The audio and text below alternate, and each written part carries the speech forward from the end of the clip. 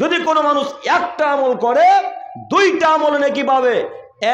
এক, যদি কোনো মানুষ মহিলাদের সাথে বিধবা মহিলাদের সাথে ভালো আচরণ করে, যদি কোনো মানুষ বিধবা মহিলাদের সাথে ভালো ব্যবহার করে, ভালোভাবে কথাবার্তা বলে, তাহলে আল্লাহর পথে জিহাদ করে যত নেকি হয়, বিধবা মহিলাদের সাথে ভালো আচরণ করলে তত নেকি হয়। আল্লাহু আকবার। আজকের পর থেকে বিধবা নারীদের সাথে ভালো আচরণ করবো ইনশাল্লাহ। ইনশাল্লাহ পারবো না? এক কাজ করলে দুই ইবাদতের নেকি, তার একটি হচ্ছে জিহাদ করার মতো নেকি পাওয়া যায়। দুই, বিধবা মহিলাদের সাথে ভালো আচরণ করলে আল্লাহ রাস্তায় জিহাদ করার একটা নেকি হলো। দ্বিতীয় নম্বর নেকি হলো রাতের বেলায় তাহাজ্জুদ পড়লে যত নেকি হয়, বিধবা মহিলাদের সাথে ভালো আচরণ করলে তত নেকি হয়। তিন, বিধবা নারীদের সাথে ভালো আচরণ করলে যত নেকি হয়, সিয়াম পালন করলে তত নেকি হয়। আপনাকে আমি কি দিয়ে বুঝাই? একটা ইবাদত করলে দুইটা ইবাদতে নেকি। একটা হাদিসে রাসূল সাল্লাল্লাহু আলাইহি সাল্লাম বললেন, অন্যত্র রাসূল সাল্লাল্লাহু আলাইহি সাল্লাম বললেন, কেউ যদি একটা আমল করে তাহলে তিনটি আমল নেকি পাবে। তার এটি একটি, বিধবাদের সাথে ভালো আচরণ করা শিখুন, পাড়া প্রতিবেশী ফকির মিসকিনদের সাথে ভালো আচরণ করা শিখুন। একটা আমল করলে তিনটা ইবাদতে যদি নেকি হয়, একটা আমল করলে তিনটা আমলে যদি নেকি হয়, তাহলে একটা পাপ করলে দুইটা পাপের নেকি পাপ লেখা হবে না আমলনামায়? যে কথা কি বোঝাতে পারলাম? একটা আমলে তিনটা ইবাদতের নেকি, একটা আমলে দুইটা ইবাদতের নেকি, একটা পাপ করলে দুইটা পাপের পাপ লেখা হবে আপনার আমলনামায়। একথাই চূড়ান্ত। দেখেন আপনাকে দেখাচ্ছি লেখা হবে কিনা। আপনারা তো আবার বন্ধন নিতে খুব পটু মানুষ। বন্ধন চলে না কালিয়াচকে? হ্যাঁ, বন্ধনও চলে, কালিয়াচকে বন্ধন চলে। আচ্ছা, কালিয়াচকে বন্ধন চললে কথা মেনে নিলাম, আপনি কাপুরুষ বন্ধন নিলেন, আপনার স্ত্রীকে বন্ধন দিতে পাঠালেন কেন? এ কথার উত্তর কে দিবে? এই প্রশ্নের জবাব কে দিবে? বন্ধন নেন, আপনি বন্ধন পরিশোধ করতে যাবে মহিলা মানে, কেন আপনার স্ত্রী বন্ধন পরিশোধ করতে যাবে? এই কথা আবারও বলে যাচ্ছি, বন্ধনে দুইটা পাপ করেছেন। কয়টা পাপ? বন্ধন নিয়ে কয়টা পাপ করেছেন? দুইটা পাপ। কি কি আব্দুল করিম ভাই বলে যান, নইলে গাড়ির চাকা কিন্তু কালিয়াচক থেকে এগোতে দেব না। জি, প্রমাণ সহকারে বক্তব্য রাখতে এসেছি। একটা কথা মাথাতে রাখবেন, আমি ইনশাআল্লাহ যতক্ষণ স্টেজে থাকি ততক্ষণ প্রমাণ সহকারে বক্তব্য রাখার চেষ্টা করি। তবে আমিও মানুষ, হয়তো ভুলভাল কথা বেরিয়ে যেতে পারে, তাই না? মানুষ তো বেরোতেই পারে। ওই তো আমাদের গ্রাম্য ভাষার একটা বলে, চামড়ার মুখ, কখন যে কি বের হয়, হ্যাঁ, কখন যে কি বের হয়। তো আমি ওই রকম হয়তো বা বেরিয়ে যেতে পারে। তবে আমি সম্ভবপর চেষ্টা করি যে আমি জয়ীফ হাদিস বলতে আসিনি, বলার চেষ্টাও করি না। তো আপনাকে আমি দেখাচ্ছি, বন্ধনের দুইটা পাপে লিপ্ত হলেন। এক, বন্ধন নিয়ে সুদের মতো জঘন্যতম অপরাধে লিপ্ত হলেন। দুই, বন্ধন নিয়ে আপনি আপনার স্ত্রীকে পরপুরুষের কাছে পাঠিয়ে আর একটা পাপে লিপ্ত হলেন। কথা বুঝাতে পারলাম না? দিনী ভাইরা কথা বুঝতে পারলেন? বন্ধনের দুইটা পাপ করলেন। একটু আপনার স্ত্রী, কেমন যে হচ্ছে, আপনার স্ত্রী যখন আপনার কাছে থাকে তখন একটা ছেঁড়া কাপড় পরে থাকে, ছেঁড়া একটা ওড়না পরে আপনার সামনে চলাচল করে, আপনাকে ভাত রান্না করে দেয়, ভাত খুলে দেয়, পানি এগিয়ে দেয়। কিন্তু বন্ধন যখন ঠিকই দিতে যায় তখন আপনার স্ত্রী নতুন পোশাক আশাক পরে যায়। কথা এটা মনে হয় বেশি মিলল নাকি? হ্যাঁ, মহিলারা এইভাবে সাজগোজ করে যায় না?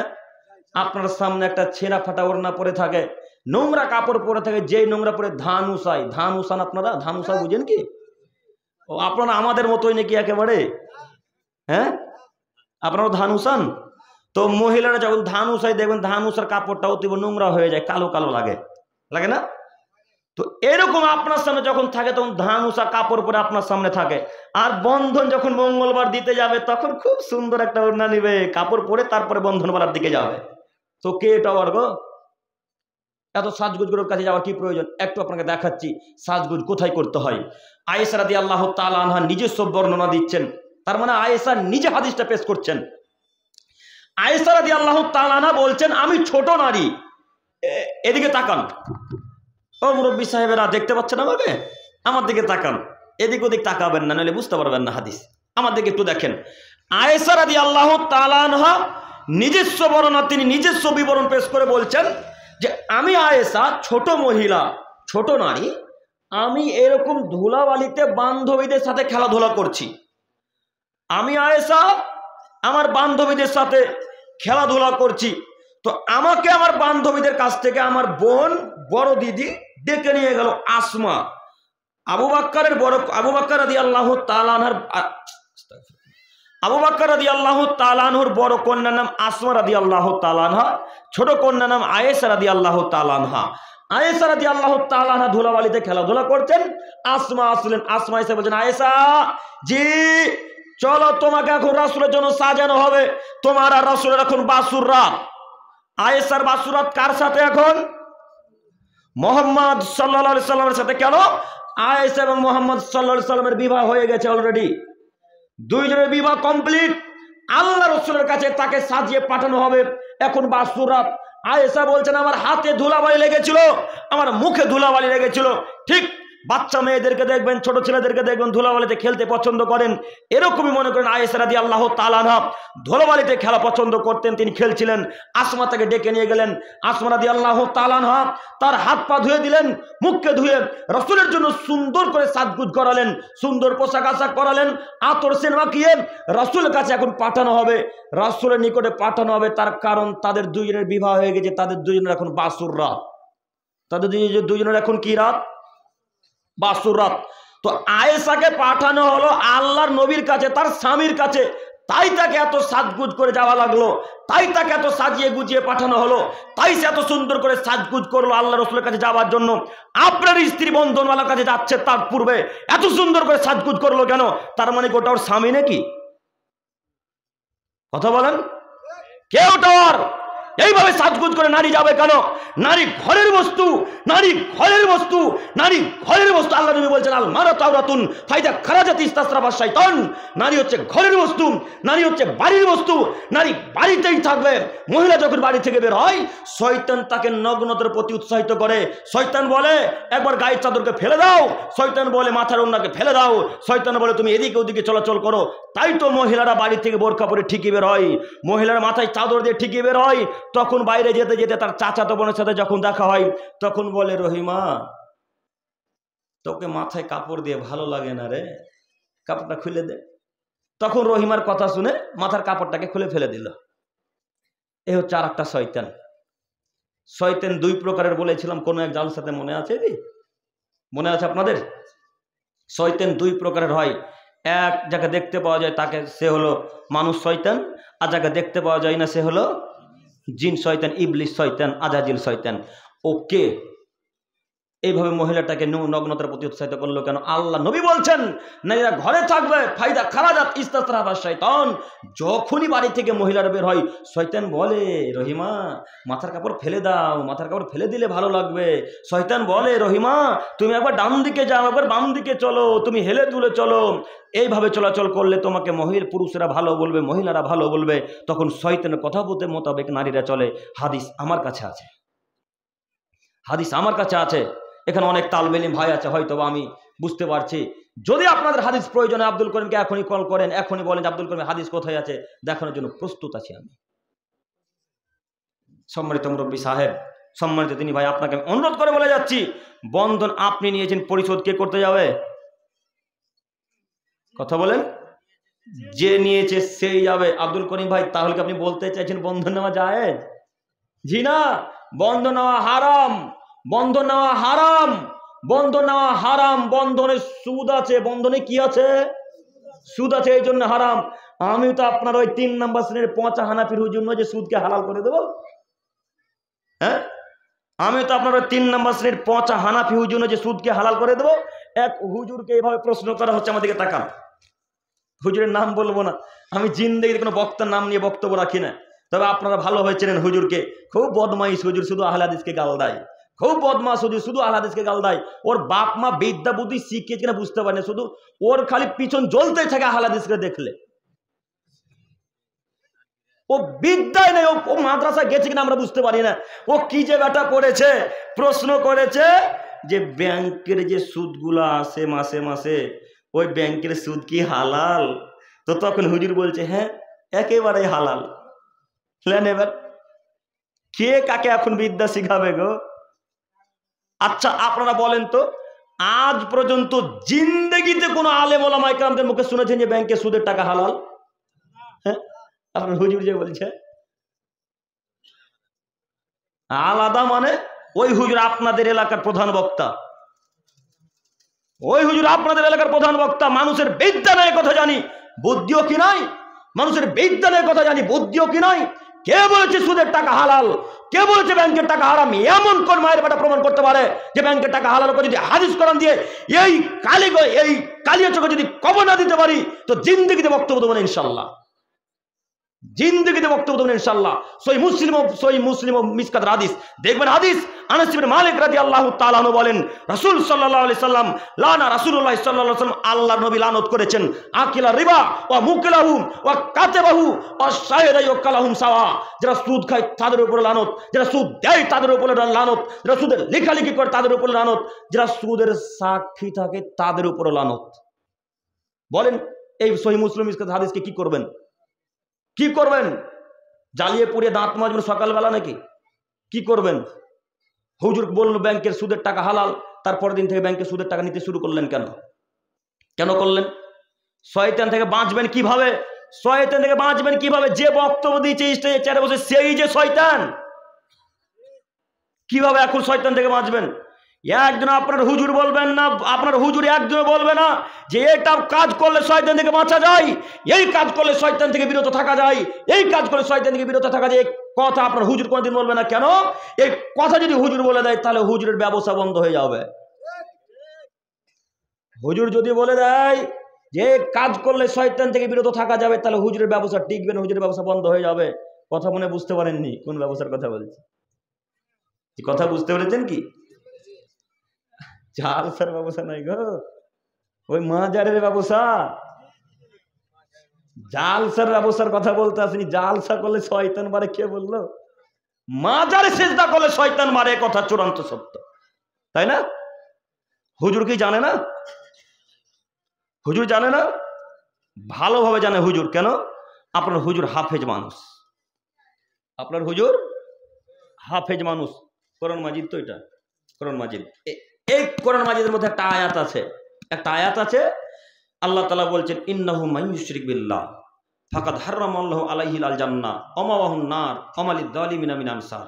আদমের ছেলেমেয়ে শোনো, তোমাদের মধ্যে যদি কোনো মানুষ শিরক করে মৃত্যুবরণ করে, আদমের ছেলেমেয়ে তোমরা শোনো, তোমাদের মধ্যে যদি কোনো মানুষ শিরক করে মৃত্যুবরণ করে তাহলে তার জন্য আমি আল্লাহ তাআলা জান্নাতকে হারাম করে দিলাম, তার জন্য আমি আল্লাহ তাআলা জান্নাতকে হারাম করে দিলাম, তার জন্য আমি আল্লাহ তাআলা জান্নাতকে হারাম করে দিলাম। বাণী কার? বাণী কার? বাণী আল্লাহ। আল্লাহ বলছেন জান্নাতকে হারাম করে দিলাম শিরক করার কারণে। হুজুর কি পড়েনি? হুজুর কি জানে না? হুজুরের 30 পারা কোরআন মুখস্থ, হুজুরের 30 পারা কোরআন মুখস্থ, হুজুরের 30 পারা কোরআন মুখস্থ, 114টা সূরা হুজুরের ঠিকই মুখস্থ আছে, কিন্তু হুজুর একদিন অর্থ করলো না। কেন? অর্থ যদি এখন বলে দেয় তাহলে হুজুরের লাখ লাখ কোটি কোটি টাকার ব্যবসা বন্ধ হয়ে যাবে একদিনের মধ্যে। একদিনের মধ্যে হুজুরের ব্যবসা বন্ধ হয়ে যাবে। তাই তো বলে না, তাই তো হুজুর বলছে তোমরাও চলো আমিও চলি। তো এরকম করে খাবি চলবি কতদিন? তো গোলে মালে যায় যতদিন। এইভাবে চল, যতদিন শ্রোতারা মুখ না খুলবেন ততদিন হুজুরের ব্যবসা বন্ধ হবে না, ততদিন হুজুরের ব্যবসা বন্ধ হবে না, ততদিন হুজুরের ব্যবসা বন্ধ হবে না। শয়তান থেকে বাঁচতে হয়, শিরক থেকে বিরত থাকলে শয়তান থেকে বাঁচতে হয়, বেদাত থেকে বিরত থাকলে শয়তান থেকে বাঁচতে গেলে মহিলাদেরকে বাড়িতে রাখতে হয়, শয়তান থেকে বাঁচতে হলে প্যান্ট টাকনুর উপরে পড়তে হয়। প্যান্ট কিসের উপরে পড়তে হয়? প্যান্ট টাকনুর উপরে পড়তে হয়। এই যে টাকনু, এখন চেক করলে হয়তো টাকনুর নিচে কয়েকজনের প্যান্ট পাওয়া যাবে। নাই নাই মনে হয়, সবাই লুঙ্গি পরে আছে। আছে প্যান্ট টাকনুর নিচে? যে প্যান্ট টাকনুর উপরে পরে শয়তান থেকে বাঁচার আশা করেন? প্যান্ট টাকনুর নিচে পরে শয়তান থেকে বাঁচার আশা করেন? অসম্ভব, অসম্ভব, অসম্ভব হতে পারে না। দেখবেন হাদিস বুখারী মুসলিম, আবু হুরায়রা রাদিয়াল্লাহু তাআলা আনহু বলেন রাসূল সাল্লাল্লাহু আলাইহি সাল্লাম বলেছেন সালাসাতুন লা ইউকাল্লিমুহুমুল্লাহু ইয়াওমাল কিয়ামাহ। আদমের ছেলেমেয়ে তোমরা শোনো, 3 শ্রেণীর মানুষের সাথে আল্লাহ কথা বলবেন না। ওয়ালা ইউযাক্কিহিম, তাদেরকে আল্লাহ পবিত্র করবেন না। ওয়ালা হুম ইয়ানদুরু ইলাইহিম, আল্লাহ তাদের দিকে তাকাবেন না। ওয়ালা হুম আযাবুন আলীম, তাদের জন্য আল্লাহ তাআলা রেখেছেন কঠিন যন্ত্রণাদায়ক শাস্তি। কয় শ্রেণীর মানুষের উপরে? 3 শ্রেণীর মানুষের উপরে। কয়টি শাস্তি? 3টি শাস্তি। 1, আল্লাহ তাদের দিকে তাকাবেন না। 2, তাদেরকে আল্লাহ পবিত্র করবেন না। 3, আল্লাহ তাআলা তাদের জন্য রেখেছেন কঠিন যন্ত্রদায়ক শাস্তি। তার 1 শ্রেণীর মানুষ মালিকুন কাদ্দাব, মিথ্যা কথার ভিত্তিতে যারা দেশ পরিচালনা করে, এক কথায় মিথ্যুক শাসক যারা, তাদের দিকে আল্লাহ তাকাবেন না। মিথ্যুক শাসক, যারা মিথ্যা কথার ভিত্তিতে যারা সমাজ চালায়, মিথ্যা কথার ভিত্তিতে যারা মাদ্রাসা চালায়, মিথ্যা কথার ভিত্তিতে যারা মসজিদ চালায়, তাদের দিকে আল্লাহ তাআলা তাকাবেন না, তাদেরকে আল্লাহ পবিত্র করবেন না, তাদেরকে আল্লাহ জান্নাত থেকে তুলে জাহান্নাম থেকে তুলে জান্নাতে ভরবেন না। বুখারী মুসলিমের কথা মুহাম্মদ সাল্লাল্লাহু আলাইহি সাল্লাম বলছেন। ও দায়িত্বশীলেরা, আপনাদের অনুরোধ করে বলি, আপনারা যারা দায়িত্ব নিয়েছেন তাদের উদ্দেশ্যে বলতে চাইছি, সত্য কথা বলে দায়িত্ব পালন করার চেষ্টা করুন। সত্য কথা বলে দায়িত্ব পালন করার চেষ্টা করুন। সত্য কথা বলেন। সরদারের পদে যদি রাখে তবুও সত্য কথা বলেন, যদি না রাখে তবুও বলেন। 100 টাকা হারিয়ে গেছে তবুও বলেন সত্য কথা।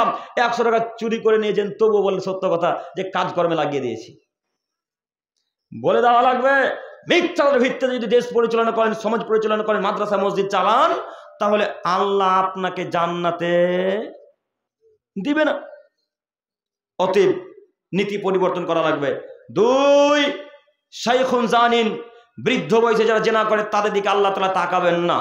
এক কথায় বৃদ্ধ বয়সে যারা বেশি বয়সে জেনা ব্যভিচার করে, তাদের সাথে আল্লাহ তাআলা কিয়ামতের মাঠে কথা বলবেন না।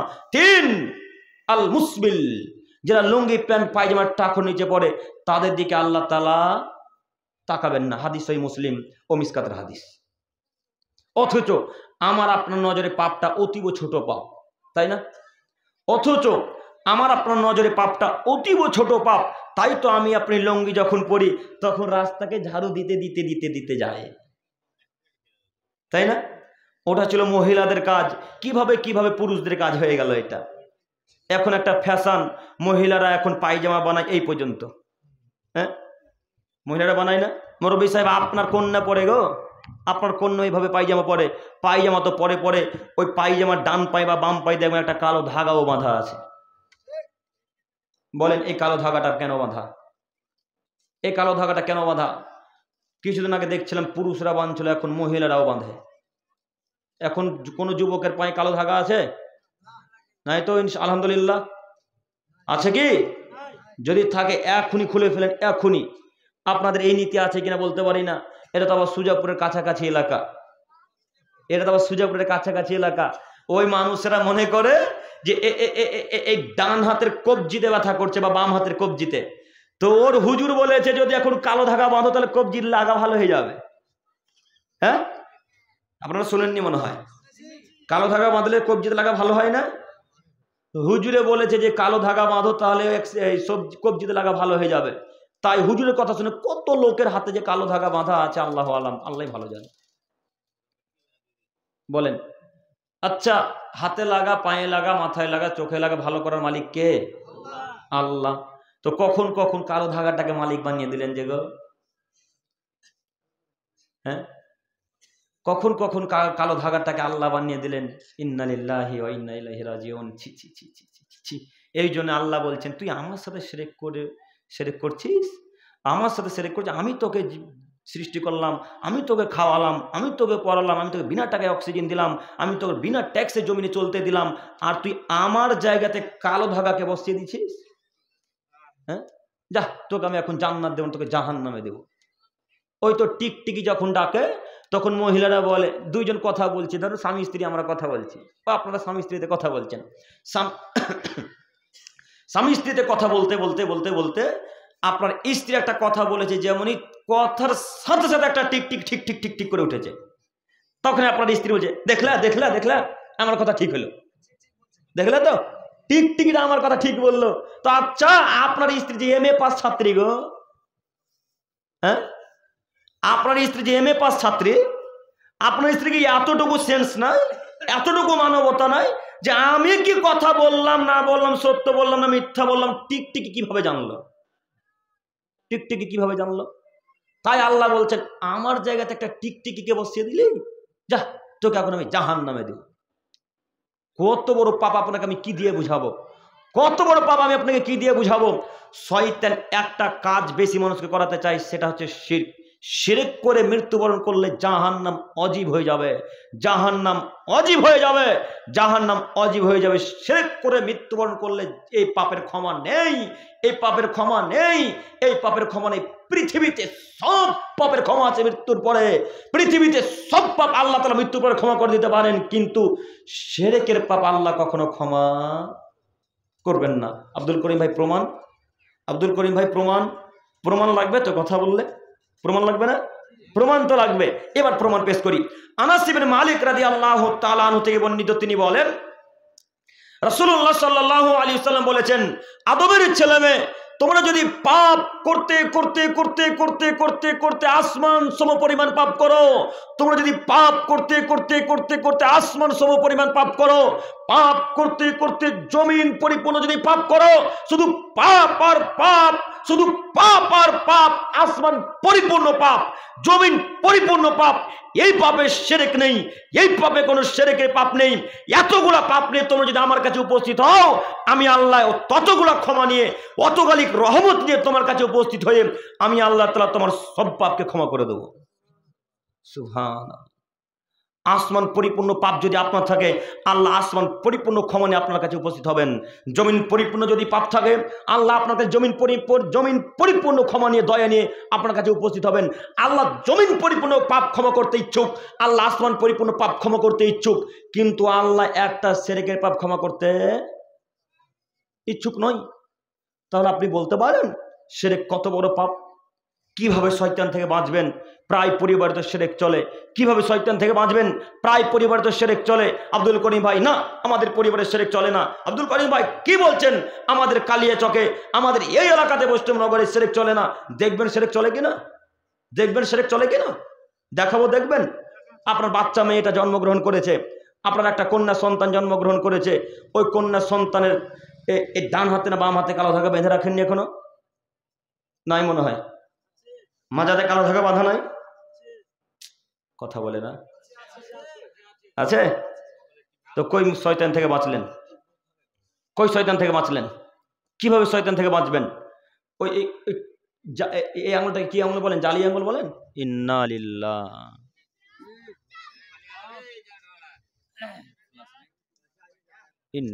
এটাকে কনিষ্ঠ আঙুল বলেন না জালি আঙুল বলেন? গ্রামের ভাষায় বলেন জালি আঙুল। তো ওই কি আঙুল? কুড়া আঙুল।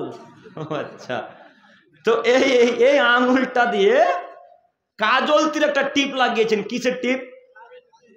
ওই যে কালিতে যে টিপগুলো করে, ওই কালিতে টিপ, কালি নিয়ে আপনার মেয়ের কপালে এই জায়গাতে একটা বড় করে টিপ দিয়েছেন, এই জায়গাতে।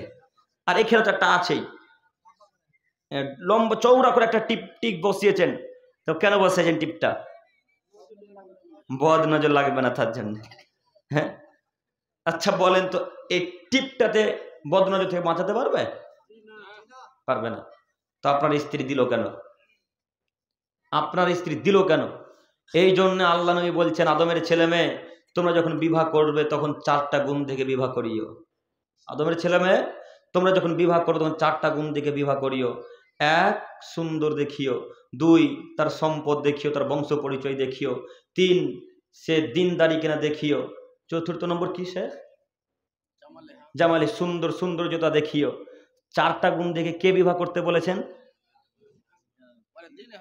হ্যাঁ, ওটা বললাম। কে বলেছেন 4টা গুণ থেকে বিবাহ করতে? বলেন না, মুহাম্মদ সাল্লাল্লাহু আলাইহি ওয়াসাল্লাম। তো আল্লাহ নবী বলছেন, আদমের ছেলে শোনো শোনো শোনো শোনো শোনো, এই 2টি যদি না থাকে তো বাদ দাও, এই 3টি যদি না থাকে তো বাদ দাও। দিনের প্রতি তোমরা লক্ষ্য রাখিও, বিবাহ করতে গিয়ে দিনের প্রতি লক্ষ্য রাখিও। তো আপনি এমন নারীকে বিবাহ করেছেন যে নারী দিন রাত ঠোঁটে লিপস্টিক লাগায়। হ্যাঁ, তো কিভাবে এখন চললো? কিভাবে আপনার স্ত্রী